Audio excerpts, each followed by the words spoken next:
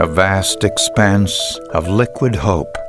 The oceans are part of America's newest medical frontier. Its underwater organisms are teeming with potential cures. Sponges are providing real chemicals, real pharmaceuticals. About 70% of the drugs that we use now have their origin in some natural product. Most of them are plant-derived. So can you imagine how much more there is when 2/3 of the world is covered by water? The potential is unlimited. The latest medical gold rush takes place beneath the waves. Marine creatures may hold the key to unlocking the secrets of our own biology. The horseshoe crab, and its eyes are really quite remarkable. They become about 1,000,000 times more sensitive at night than they are during the day. We've used that information to be able to get a better sense of how human eyes work.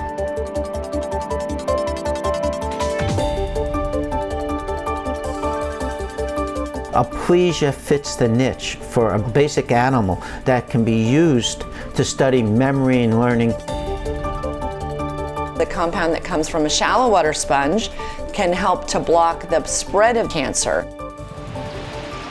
Scientists view this saltwater wilderness as a treasure chest of promise for human medicine.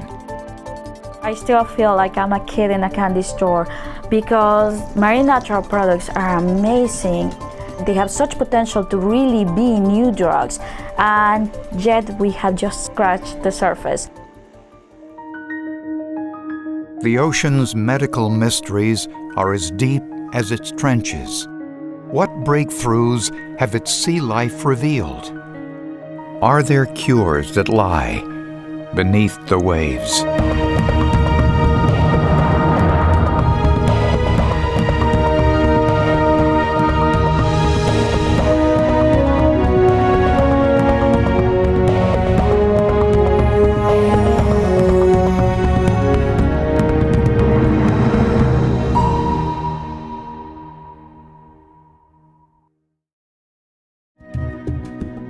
Major funding for this program was provided by the Batchelor Foundation, encouraging people to preserve and protect America's underwater resources.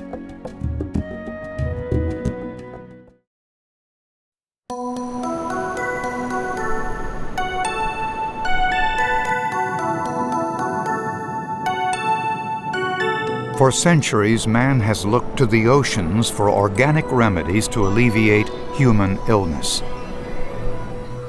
In 1987, a chemical isolated from a Caribbean sponge was the first drug approved for treatment of the HIV infection.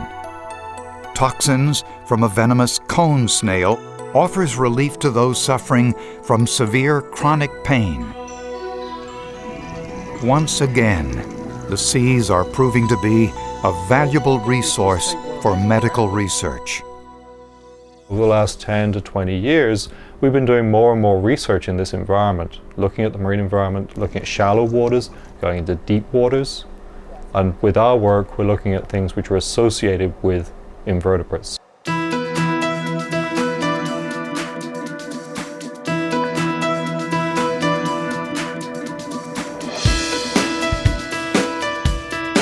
In Florida, a team of scientists at Harbor Branch Oceanographic Institute are testing sea sponges for their potential anti-cancer properties. Our main focus right now is pancreatic cancer because it is the fourth leading cause of death of cancer in the U.S. and it is one of those that only has a 5% survival rate. So that means that only 5% of the patients make it past 5 years of being diagnosed. So the drugs that we have right now are not very effective, and we desperately need new drugs for pancreatic cancer. Normally the way it goes, we go on the sub, you get a sponge, the chemists make extracts, and then we test different abilities that these compounds might have to fight cancer. The Center for Marine Biomedical and Biotechnology Research at Harbor Branch houses invertebrate specimens that have been collected throughout the world's oceans. Explorers use state-of-the-art research vessels and manned submersibles to gather sea-dwelling creatures. Harbor Branch has had the Johnson Sea Link submersibles, and they dive to 3,000 feet of seawater, or 910 meters, and they are fully outfitted with a work platform that allows us to collect different organisms.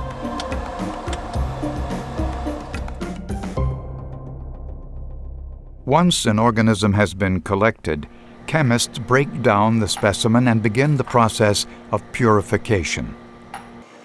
After an extract has been isolated, scientists like Dr. Esther Guzman perform a series of tests to determine if the item shows activity against cancer cells. Sponges cannot do much other than being in their little sites, so that makes them nice little chemical factories, because everything that they want to do, whether it is grow or expand or attract another sponge to reproduce, they do this by releasing things into the water.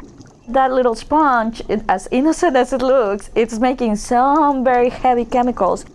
If you put, for example, a drop of perfume in a glass of water, you're gonna lose that smell. So think about how potent the signals that a sponge are, because they are releasing it in more than a glass of water, they're releasing it to the sea.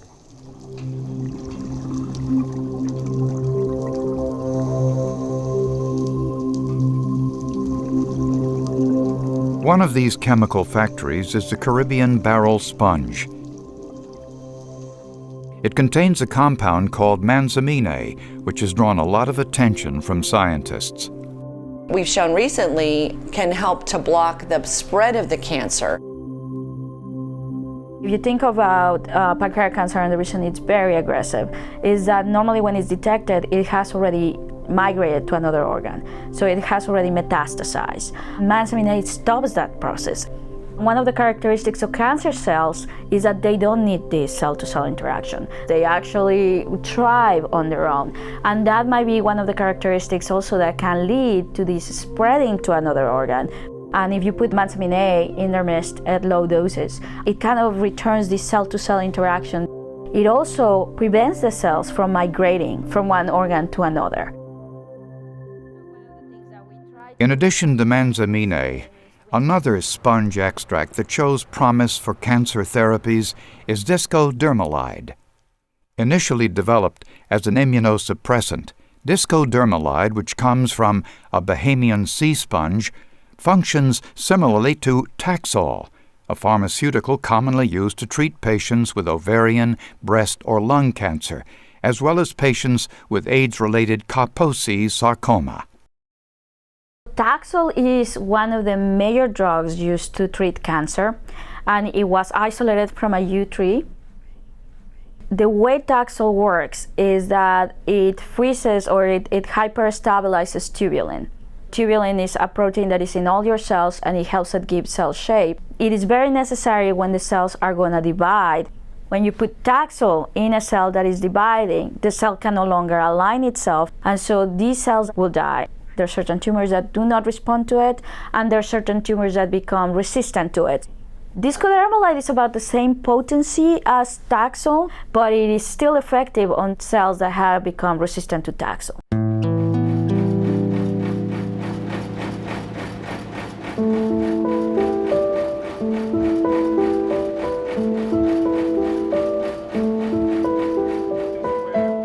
Researchers at Harbor Branch are also looking for chemical agents that can target malignant cells efficiently without suppressing healthy body systems.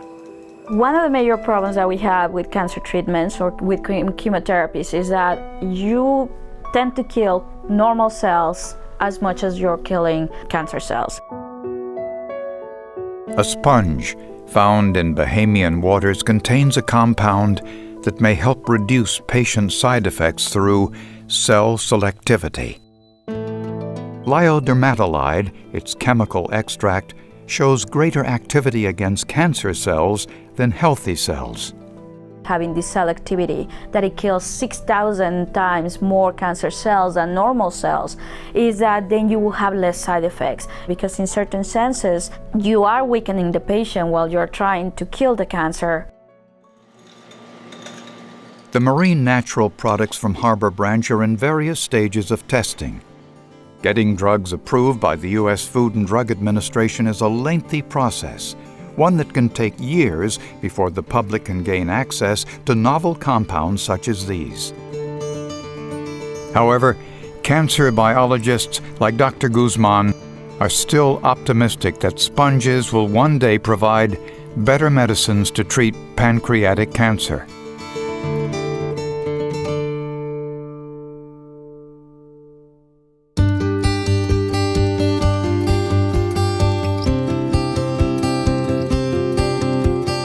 They are living fossils.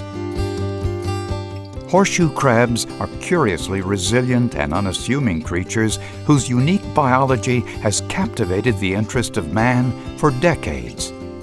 More closely related to spiders and scorpions than to true crabs, ancestors of horseshoe crabs existed 350 million years ago, long before the age of dinosaurs. In the 1900s, horseshoe crabs were commonly used in the farming industry as crop fertilizers and as feed for livestock. By the mid-1970s, commercial fishermen began using them as bait for eel and conch fisheries. But it's the crab's blue blood that revolutionized the medical industry.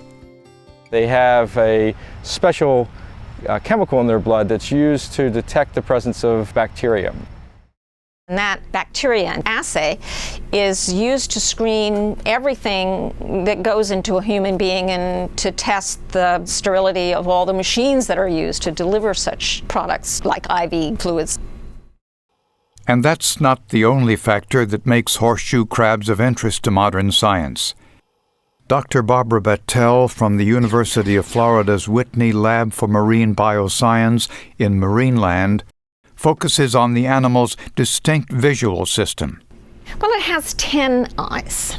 2 compound eyes that are just like fly eyes. These are the big eyes that you see on the sides of the carapace, or the upper part of the animal. And the photoreceptors are very large, among the largest in nature. So in experimental preparation, they're really very useful. Horseshoe crabs have roughly 1,000 photoreceptors or light-sensitive cells in each compound eye, compared to the millions found in human eyes. There are many people that have reduced vision, and we don't have an explanation for it. Why is vision going down? How does that happen? Well, in mammals, it's difficult to study because our eyes are complex. In 1976, researchers from Syracuse University discovered that manipulation of an optic nerve that transmits signals from the brain to the compound eyes of a horseshoe crab mimics the visual function of circadian clocks. Circadian clocks are internal clocks that we have in our cells and in our brain that make us change our physiology day to night. And we experience the effects of our circadian clocks when we travel across time zones. The circadian clock in your brain doesn't only control your sleep-wake cycle, it also controls how our eyes work. In 1967, Dr. Haldon Keffer-Hartline and his colleagues at the Marine Biological Laboratory in Woods Hole, Massachusetts, won the Nobel Prize for their work examining horseshoe crabs. They identified lateral inhibition, a visual process in animals and humans alike that enhances contrast, helping the eye to see borders and edges. Scientists at the Whitney Lab hope this species will provide even more clues on the basic mechanisms of vision. Oftentimes, our circadian rhythms degrade as we age. And it could be that some of the reasons for impaired vision as we get older is that the signals from the circadian clock are degrading and the cells aren't getting the information they should get. To test this theory, Dr. Battelle works with live specimens from her wet lab, where a skylight provides natural day and nighttime light patterns. Tissue samples from the compound eye are analyzed to detect any biochemical changes that occur in response to internal or external stimuli.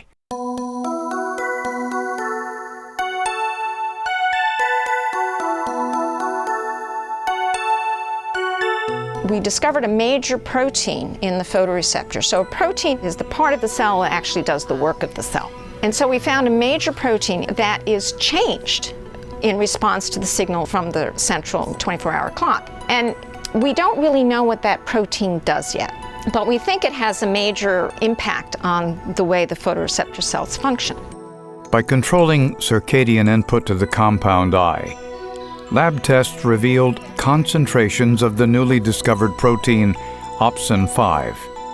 Although similar proteins are far more abundant during the night and day, opsin-5 molecules may still impact photoresponse.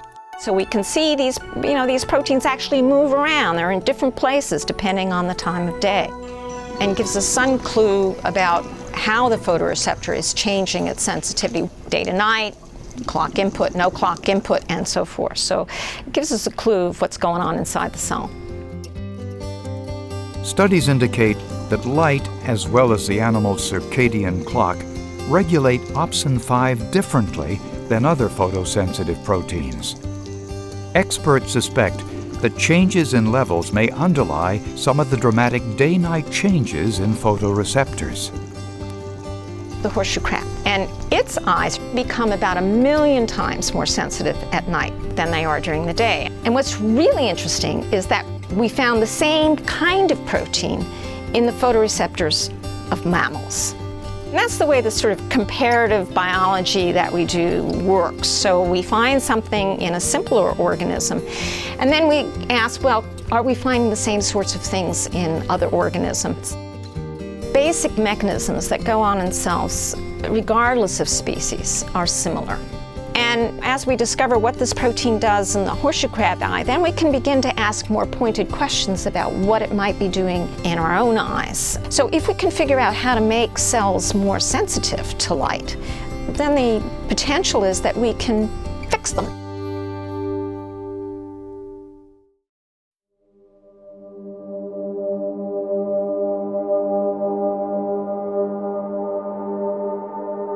Marine invertebrates are seemingly basic organisms.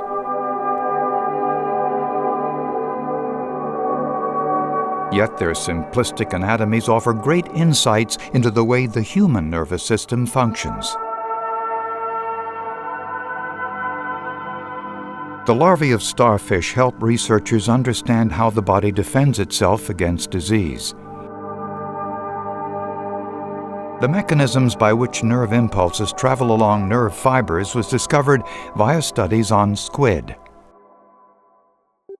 In 2000, experiments with sea slugs won Eric Kandel and his colleagues at Columbia University the Nobel Prize in Medicine for their work on the cellular processes of learning and memory. The National Resource for Aplysia in Miami is the only facility in the world where sea slugs are raised for research purposes.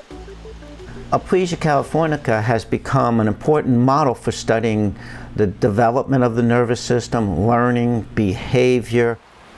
In 1975, Thomas Capo joined Eric Kandel at Columbia University, where he worked to improve the availability of sea slugs, or Aplysia, for year-round studies. Aplysia are an annual animal. If you want to work with small animals in the late summer, you can't find them.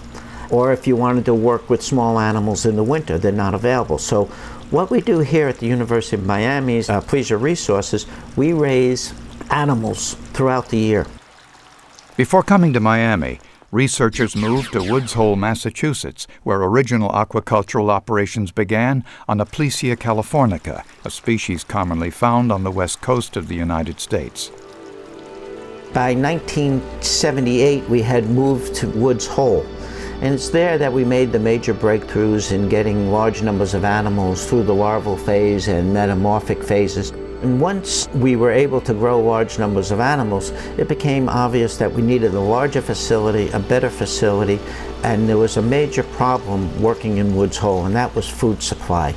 And in Florida, at the University of Miami's experimental facility on Virginia Beach was the ideal place, because not only did we have an abundant supply of ambient seawater, we also had warm weather to culture the algae. And within 2 or 3 years of moving here in 1989, we were able to culture over 300, 400 pounds of seaweed a week, which was necessary to produce the animals. And also, we had an abundant supply of raw seawater, which we could clean up, chill down, and grow our animals in. The facility was initially set up to produce around 10,000 animals, but we've expanded several times over the years, and now we produce anywhere between 25 and 30,000 animals a year for researchers around the world.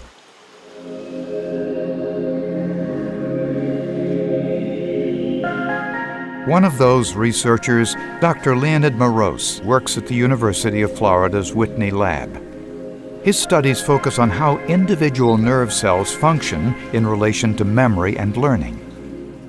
Aplysia offers this opportunity because it has relatively simple nervous system, which only about 100 cells per ganglion and roughly 10,000 cells in the whole brain. And importantly, most of these neurons are giant. So you can study connections of these cells, and most importantly, you can link everything to behavioral. Aplysia neurons are so large they can be seen by the naked eye. They possess 9 groups of nerve cells, or ganglia, within their bodies. Distinct physical features that help experimental scientists view Aplysia as a model organism for neuroscience research. Aplysia seemed to be an interesting approach, a reductionist approach, whereby you look at an animal with a small number of neurons and basically get an understanding of how the nervous system works. If you remember your first kiss, more likely what would happen in your brain or happened in your brain, that cell A and cell B and cell C, they just talk to each other, and the synapses or connections between cells become stronger, and more likely they change shape. So efficiency of these connections become better or less better. So if it's better, you more likely will remember something. If it's weaker, you will lose this memory. Dr. Moroz examines how Aplysia neurons and synapses change as a result of memory formations. Similar to Pavlov's famous salivating dogs experiment, Dr. Moroz can elicit specific behaviors from sea slugs through basic forms of learning. You give to Aplysia a simpler task. You produce tactical stimulation which associate with some kind of algae or juice, and Aplysia will produce feeding reactions following this weak stimuli which normally do not produce. So you do like 4 repetitions and Aplysia will remember. So this is a sort of elementary form of learning and memory. It's called associative type of memory. When animals associate to type of the stimulus, makes connections, and they basically preserve these connections for quite a while. You count number of synapses between cells before and after memory formations. So in all the Aplysia, this number of connections become weaker.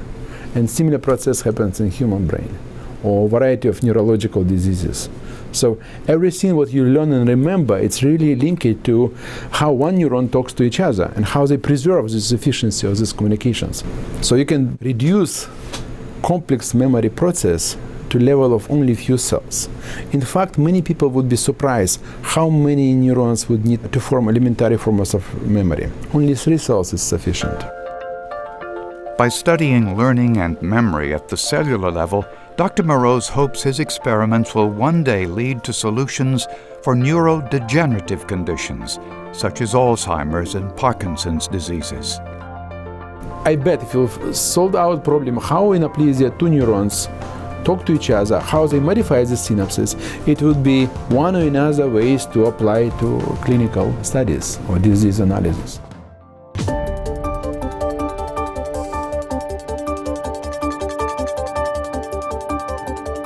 Scientists say it is important to study a diverse group of species to better understand complicated processes. If everybody looked just at a rat or a mouse, we know a lot about a rat or a mouse, but we wouldn't have the full spectrum of understanding about biology. But by studying these simpler or less complex organisms, we can learn a lot about basic processes, and I think that remains critical to our understanding of our own biology. We knew more about maybe rocks on the moon than what lives in ocean.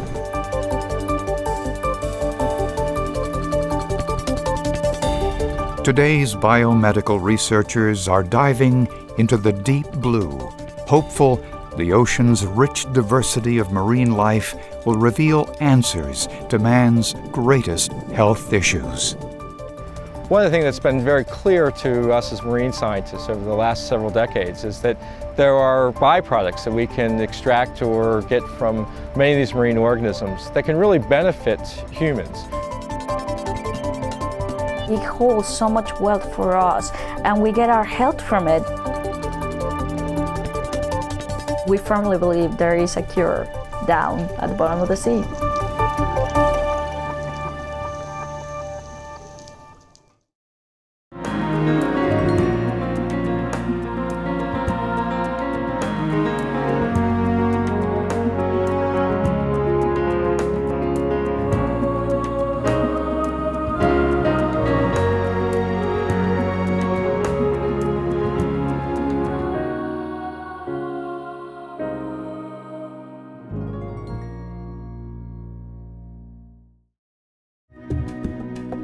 Major funding for this program was provided by the Batchelor Foundation, encouraging people to preserve and protect America's underwater resources.